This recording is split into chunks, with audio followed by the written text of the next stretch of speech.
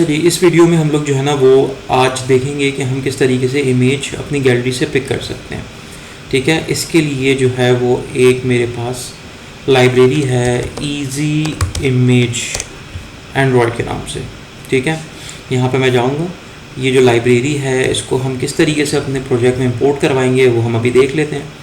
ठीक है, दो तरह की लाइब्रेरीज होती हैं, एक सिंपल लाइब्रेरी होती है, एक और एक कॉम्प्लेक्स लाइब्रेरी होती है। इसका मतलब क्या है कि ये लाइब्रेरी जो है वो यहाँ पे डायरेक्ट हमें, जैसा कि हमने पहले की वीडियोस में देखा कि यहाँ से हमें इम्प्लीमेंटेशन उसकी नहीं मिलेगी। तो कहाँ से मिलेगी? जेटपैक जो है वो एक प्लेटफॉर्म है जहाँ पे हमारी एंड्रॉयड की लाइब्रेरीज रखी हुई होती हैं और वहाँ से जाके हमें गेट करना होता है। तो यहाँ पे लिखा हुआ है, देखिए मैंने जेटपैक पे क्लिक करा और मैं यहाँ पे इम्प्लीमेंटेशन इसकी कॉपी कर लेता हूँ और कॉपी करने के बाद अपनी ऐप लेवल ग्रेडल पे पेस्ट कर देता हूँ। लेकिन मुझे यहाँ पे इसका कोई वर्जन चाहिए जो कि मैं टैग की जगह लिखूँगा। तो वर्जन मेरे पास सबसे लेटेस्ट है 3.2.0, तो मैं यहाँ पे लिख देता हूँ 3.2.0। सिंक किया मैंने, सिंक हो गया बिल्कुल। ठीक है, अब मैं यहाँ पे जाऊँगा और मैं यहाँ पे इजी इमेज का एक ऑब्जेक्ट क्रिएट करूँगा, इजी इमेज।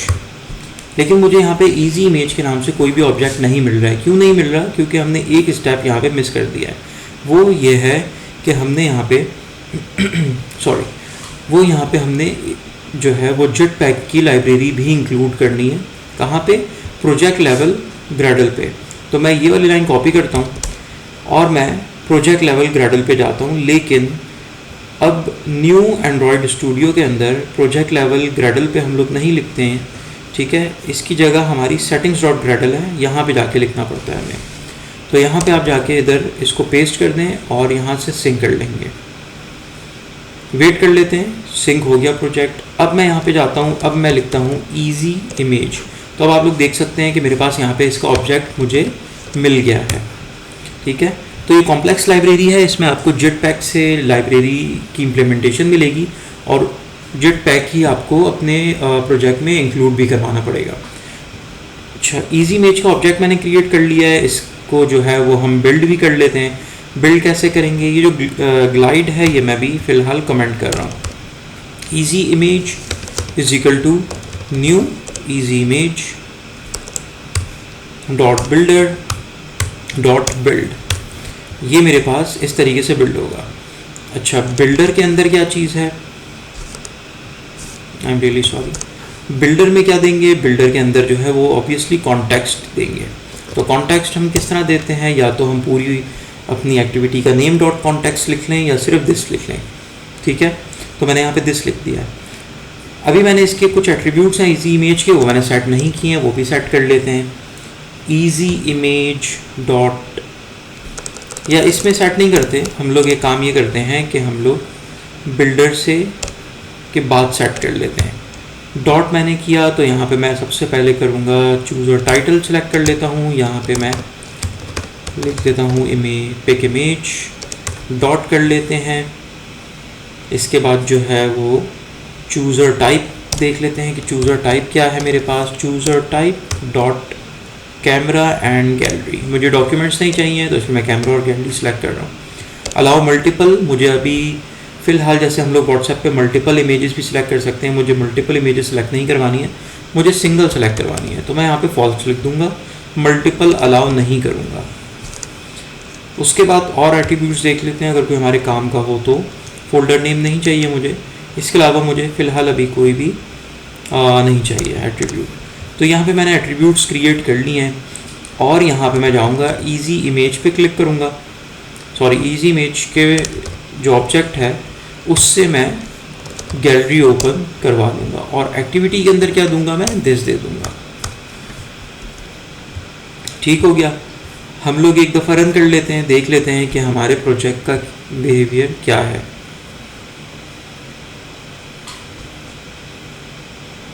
ठीक है, हमारा प्रोजेक्ट रन हो गया है। एप्लीकेशन को ओपन होने देते हैं। साइन अप स्क्रीन पे जाएंगे हम लोग, यहाँ पे क्लिक करेंगे तो अब आप जैसा कि देख सकते हैं कि मेरे पास जो है वो गैलरी ओपन हो गई है। अच्छा, गैलरी ओपन हो गई है, लेकिन मैं जब इस पर क्लिक करूँगा और इसको सेलेक्ट करूँगा इमेज को, तो आप लोग ये देख सकते हैं कि मेरे पास इमेज तो सिलेक्ट हो गई है, लेकिन मेरे पास इमेज यहाँ पे नज़र नहीं आ रही। इमेज हमारे इमेज व्यू पे शो करवाने के लिए क्या काम होगा वो अभी हम देख लेते हैं। अच्छा, इमेज मैंने पिक कर ली है, लेकिन इमेज जो है वो शो नहीं हो रही। तो इमेज ओपन गैलरी करने के लिए तक तो मेरे पास यहाँ पे कोड ऑलरेडी लिखा हुआ है। इमेज शो कैसे होगी, इमेज मेरे पास आएगी कहाँ पे, वो हम लोग देख लेते हैं। एक मेरे पास ओवररिडन मेथड है, जैसा कि ये हमारे पास ऑन क्रिएट मेथड होता है, इसी तरीके से हमारे पास होता है ऑन एक्टिविटी रिजल्ट। ठीक है, ये हमारे पास ऑलरेडी हमारा इनहेरिटेड मेथड है जो कि हमें मिल रहा है। मैं यहाँ जाऊँगा और इस मेथड के अंदर, इस फंक्शन के अंदर easy image dot handle activity result उन्होंने एक लाइब्रेरी ने हमें फंक्शन बना के दिया हुआ, ये यूज़ करूँगा। ओके, तो ये मुझे बता रहा है कि मेरे पास इसके अंदर टोटल 5 एट्रीब्यूट्स हैं, 1 2 3 4 5। ठीक है, इन 5 एट्रीब्यूट्स को कैसे यूज़ करूँगा, रिक्वेस्ट कोड मुझे चाहिए, तो रिक्वेस्ट कोड मैं यही वाला उठा के इसको दे दूँगा। उसके बाद क्या है मेरे पास, उसके बाद मेरे पास है रिज़ल्ट कोड। रिज़ल्ट कोड भी उठाया मैंने, कॉमा सेपरेट किया और इसको दे दिया। इसके बाद क्या है मेरे पास, इसके बाद मेरे पास इंटेंट है। तो इंटेंट के अंदर मुझे डेटा मिल रहा है, इंटेंट टाइप का मुझे डेटा मिल रहा है, तो मैं यहाँ पे डेटा भी दे दूँगा। इसके बाद मेरे पास फोर्थ क्या है, एक्टिविटी है। तो एक्टिविटी के अंदर मैं क्या दूँगा, दिस दे देता हूँ। और लास्ट मेरे पास न्यू ईजी इमेज कॉलबैक्स का एक कॉलबैक फंक्शन है। ठीक है, जिसके अंदर मेरे पास मुझे 3 फंक्शन मिलते हैं, on image pick error, on media files picked और ऑन कैंसल्ड। अभी फ़िलहाल मैं अपना जो काम है वो कर रहा हूँ किसके ऊपर, मीडिया फाइल पिक के ऊपर।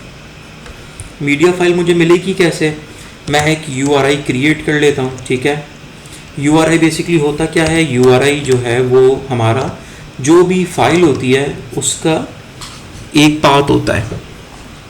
ठीक है, मैंने ये URI क्रिएट कर लिया। अब मैं यहाँ पे मीडिया फाइल्स उठाऊंगा। मीडिया फाइल मुझे पता है कि ये एरे है, तो मीडिया फाइल्स, और मैं यहाँ पे इसको 0th इंडेक्स दूंगा, डॉट गेट फाइल करवा लूँगा। ठीक है, लेकिन मसला ये है कि यहाँ से तो मुझे फाइल मिल रही है मुझे, लेकिन यहाँ पे इसको URI में कन्वर्ट करना है।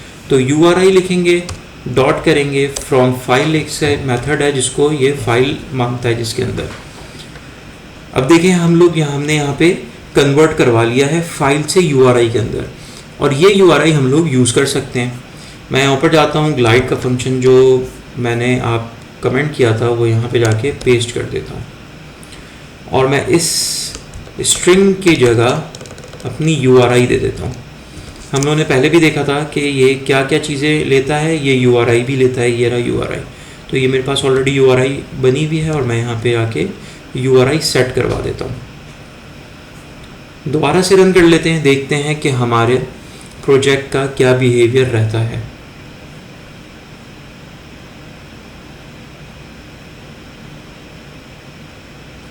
साइन अप पे गया मैंने यहाँ पे इमेज पिक की, डाउनलोड्स में गया और यहाँ पे इमेज को पिक कर लिया। अब आप लोग देख सकते हैं कि मेरे पास इमेज यहाँ पे शो हो गई है।